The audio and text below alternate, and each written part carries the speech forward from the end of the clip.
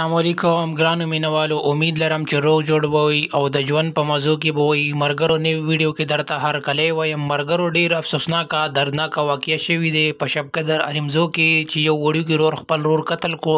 آیا دا یې څنګه قتل کو او د قتل کېدو وجه څه وه؟ مکمل معلومات در سره په دې ویډیو کې شریکوم. زموږ ویډیو در سره پوره وګورئ چې مکمل معلومات ترې. مرګرو دې نه مخکې که تاسو زموږ په چینل نه وئ نو زموږ چینل در سره ضرور سبسکرایب کړئ چې زموږ کوم نوی ویډیو راځي چې هغه تاسو ته زر تر زره دررسي او د دې سره د ټلۍ نشانه مو ووایي چې تاسو د تازه معلومات نه زر تر زره خبرېږئ. مرګرو چې کوم افسوسناکه دردناکه واقعه مخې ته راغلې دی د شب قدر علمزو سره تعلق لرونکی یو د 15 کالو ځوان چې د هغه په سکول کې یو ټیچر په حیثیت سره کار کولو سار سبا د یوه خپل رور سره جګړه وکړه چې د هغې نه بعد وړوکی رور یې ولګېدل.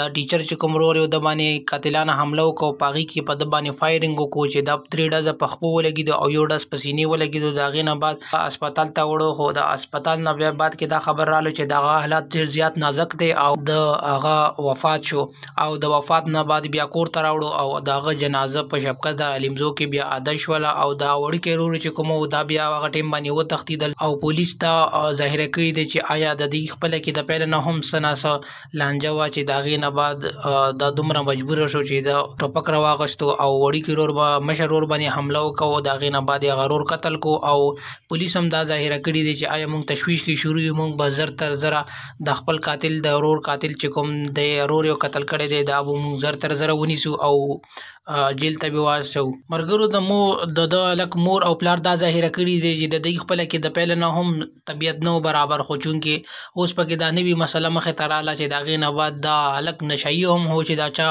قتل کړی دی او د پیله نه حالات خراب وو نو د دې وجې دا به په وړو خبرو باندې غوسه کېدو. د هغې نه بعد دا مجبوره شو چې بس د خپل رور قتل کړو. که تاسو زموږ په چینل نه وئ نو چینل سره ضرور سبسکرایب کړئ. والسلام.